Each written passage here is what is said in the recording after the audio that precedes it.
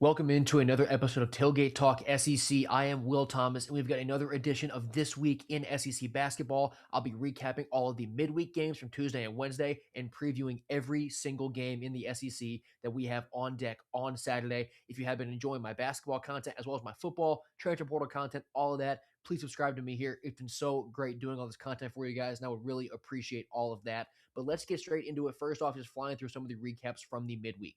Ole Miss went to Tennessee, and Tennessee beat them up 84-66. Nate Ament dropped 28 on 9 of 15 shooting from the field, and Jacoby Gillespie also gave him 20, going 5 of 10 from long range. The Vols out-rebounded Ole Miss by 17 and had 9 less fouls. They just did everything right.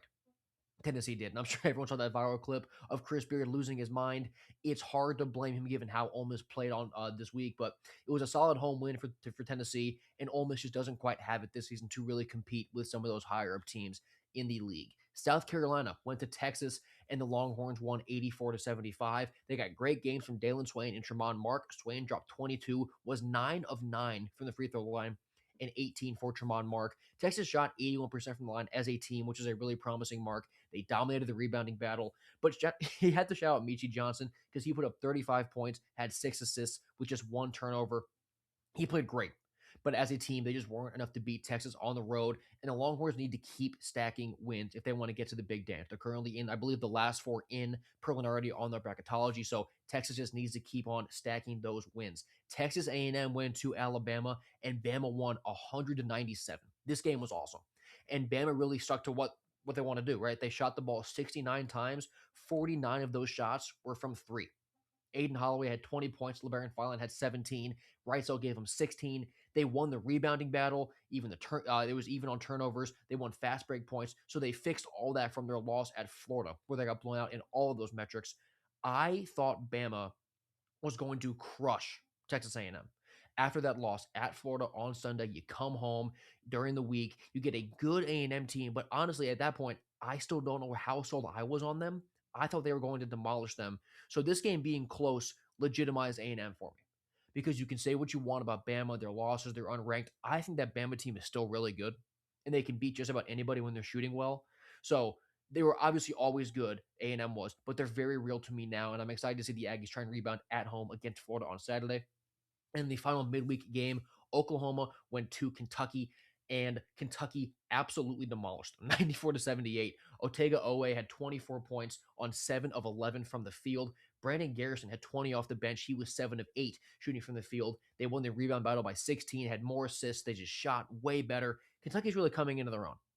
And these struggles continue for Oklahoma, who's just 1-9 in SEC play now. But the Wildcats, after a slow start, they have looked pretty good their last few games against the SEC.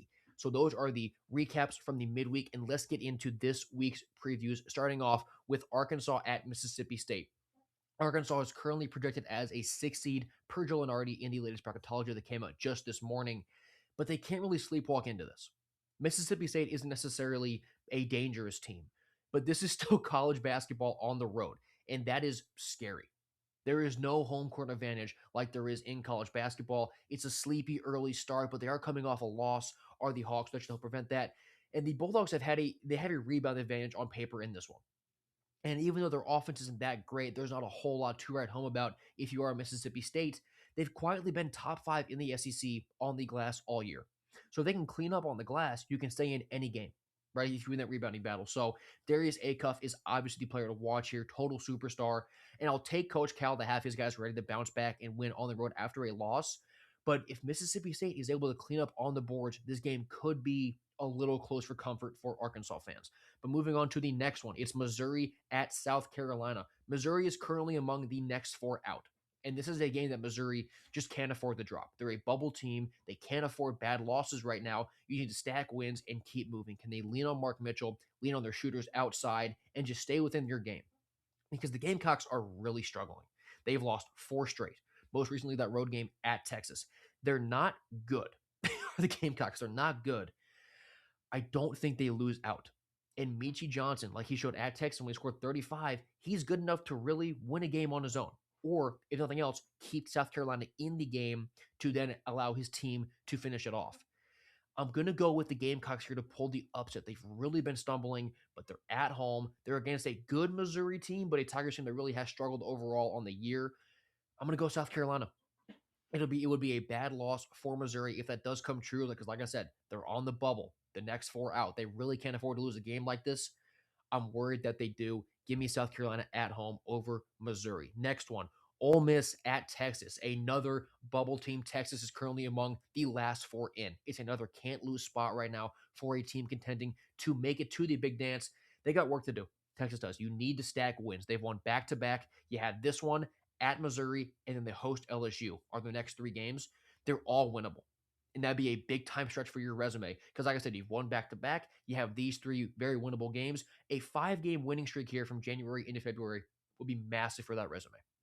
And for Ole Miss, too, it's really unfortunate. This has become their fourth straight road game because the ice storm a few weeks ago, that caused some games to move around. They couldn't play in Oxford. So this is now their fourth straight road game. And 6 of their last 7 have been away from home. I think at a certain point, it's just exhaustion. It's just a bunch of bad breaks. Like, I'm not really sure what they could have left in the tank right now, especially coming off of that bad loss at Tennessee. So because of all that, and just because of what I do believe of Texas as a team, I think they're good enough. I'll go with the Longhorns here at home to get it done. Oklahoma travels to Vanderbilt. The Commodores are currently a 4 seed in Lenardi's bracketology, and they need to really step on it this week. They need to blow out Oklahoma. You need to win in a big way for resume reasons, really turn some heads because they've won 3 straight. Vandy has. After that 3-game spell where they lost a bunch of SEC games in a row, people thought, oh, maybe they're not really this good. They were never a fraud, but they were also never a 2 seed, right? So they're kind of the happy medium. What I'm worried about for Vandy, don't look ahead to your trip to Auburn during the week. That's their next game because Oklahoma has shown that they can compete with good teams if they have a good day. Right? If Oklahoma's on, things line up, they can compete with solid teams. So Vandy cannot be in a look-ahead spot here. They can't afford to be because a game like this would be brutal for the resume. They're still going to make the tournament, obviously, and they should still be, a decent seat regardless. But this is a game that you just have to win really in decent fashion if you want to stick on that top 4, top 5 seed line. So Vandy, you can't give them a chance to gain momentum and stick around. I don't think that they do. Mark Byington has done a really good job of prepping his team for these spots, playing with a chip on their shoulder, really being able to take care of business, dominate when they should dominate. So I think that anchored down, I think that Vandy is going to get it done this week against Oklahoma in convincing fashion. Now we're into one of the fun ones here, or one of the really fun ones. Alabama goes to Auburn, the Iron Bowl of basketball. Auburn currently favored by 1.5 points. Bama is a 5-seed projection. Auburn is an 8. And we know what Alabama wants to do. They want to chuck up threes and score at the rim. Auburn is 13th in the SEC in opponent 3-point percentage. So Bama could really rain down on the Tigers from long range. I think they really could. And offensively, Auburn is 12th in the SEC in 3-point percentage on offense. So if Bama is cashing them in, does Auburn have the firepower to keep up? That's my biggest question here. Although another big question is that as I'm recording this, Charles Bediako is currently in court. Like, we're going to get that decision probably right after I post this, so this will be outdated information. But with Bediako, you don't know if he's going to play. If he doesn't, does that mess with Alabama's game plan? How much was he supposed to be a part of this? Or is Nadeau's preparing both ways? Because if he's preparing both ways, that's obviously good thinking ahead, but it can be really hard to prepare 2 separate game plans, not knowing which one you have to go with because you don't know if one of your big men can play. So that's also hovering over this game. But for Alabama, I do think the advantage is going to be from long range. On offense and defense, they have the numerical advantage there. But we know what Keyshawn Hall can do for Auburn. But can somebody else step up and give them 20 if it's needed?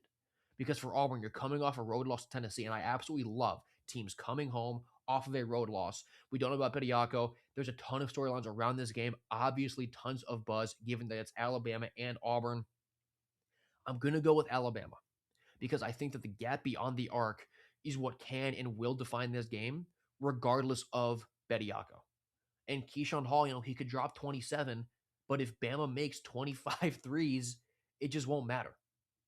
It just won't matter. So I think that Bama is going to have a really good shooting day. I'll give me the Tide on the road at Auburn. Moving on now, Georgia goes to LSU. The Bulldogs are currently a 10-seed projection. They've lost 3 straight. I was never as high on them as the rankings were at their peak, as the seeding lines were, but they don't suck. Georgia doesn't totally suck. LSU might. The Tigers' defense hasn't been that bad at all, but as a whole, their team isn't great. defensively, they are seventh in the SEC in points allowed. So it's sneakily been a top half defense in the league. I've never liked Mike White offenses on the road, no matter how they rank overall. I mean, the drop off, there obviously is going to be a drop off from home on the road. Mike White's always seems to be worse. I just don't think that Georgia loses four in a row. They're not on the bubble yet, but they're really close. So this is not a game that they can really afford to lose. I think the Bulldogs get it done on the road, and then we've got two more heavy hitters that will be the nightcaps. First off, Tennessee at Kentucky. Tennessee is a five seed projection. Kentucky is a 7 seed projection, and Kentucky is favored by a point and a half right now. Forget that game at Vanderbilt. That was a week or two ago. Kentucky's really found their groove. They got that big win at Arkansas against Calipari. They demolished Oklahoma at home, and they traveled to Florida for the midweek game next week. But I'm not worried about there being a look-ahead spot, given that you have Tennessee on your home floor. And Otega Owe for the Wildcats, he has been over 20 points in his last 4 games. He's got to stay hot, and Tennessee is coming off of 4 straight wins. Nate Ament has really solidified himself as a superstar, and Jacoby Gillespie has the range to turn any game into a shootout. Both teams are in the upper half of the SEC in 3-point percentage offensively, but they also guard it very well. So I think that that's kind of a push. Tennessee's rebound margin per game is +8 on Kentucky. So I think that Vols, they've been really good offensive rebound team, especially all year. I think they can push that advantage against Kentucky. And here's a weird stat that I couldn't really figure out, but it's how it works clearly. The Vols turn it over the most in the SEC. They have 12.9 turnovers per game. And that really worries me at Rupp because that place can get loud, it can pop, it can be very, very intimidating when they're given a reason to be. But despite that, Tennessee, because of how good their defense is, they actually have a better turnover differential per game than Kentucky. Tennessee is plus 1.1 per game. Kentucky is minus 0.8. So it's not a big gap. But despite Tennessee being the team that turns it over the most in the SEC, they actually tend to win the turnover battle. So we'll see which side prevails there. This one is a really tricky game because for Kentucky, being at home, only being favored by a point and a half tells you that Tennessee is the better team, even though it's not by a lot. I do believe in buildings. Rupp is one of the buildings that I believe in. So I'm going to take Kentucky here to get a big time home win against a hot Tennessee team. And then the final game on Saturday for the lead in the SEC is Florida at Texas A&M. Like I said, battle for first place in the SEC. Florida is currently a 3 seed projection. Texas A&M is an 8, and the Gators are favored by 4.5 in this one. Florida has looked like the best team in the SEC. And A&M is finally starting to get that respect they deserve, which myself was included in that. I wasn't quite sure about them. The Bama loss, like I said, even though it was a loss, earned them a lot of points in my book. How will they fare on the glass, though? This is the story with every Florida game, every preview. The Gators are the top in the SEC in rebounds per game and margin per game. A&M is 7th in rebounds per game, volume-wise, 10th in margin. So those second chance points, I think you could really see go Florida's way. Where that could be mitigated is from long range. A&M is the best 3-point shooting team in the conference at 37.6% as a team. Florida is the worst at 28.9%. That's a massive gap. So let's say, Florida's on offense, they could miss 2 shots. Thomas Houck gets the second offensive board, puts it in for a layup, but then the Aggies go down and bang a 3. You've won that exchange, even though you're getting beat up on the glass. So that could be where the rebounding battle really gets negated, right? And where the momentum can shift in this game. A&M has stacked wins overall on their resume. They have. I don't see a very impressive one, though. Their best SEC win is probably at Auburn, but we know how controversial that was. If the ruling on the court is something different, that might be a loss. And the Gators, they demolished Bama, who just beat A&M. They won at Vanderbilt. They demolished Tennessee, who also beat the Aggies. I trust Florida more in a big spot. Against another great team, I know that Florida is going to elevate their game and not leave anything on the court. So because of that, I'm going to take the Gators here. I don't like taking road teams in spots like this. I just don't, but I trust Florida so much more with their experience in big spots. Obviously, I love the front court advantage that they have.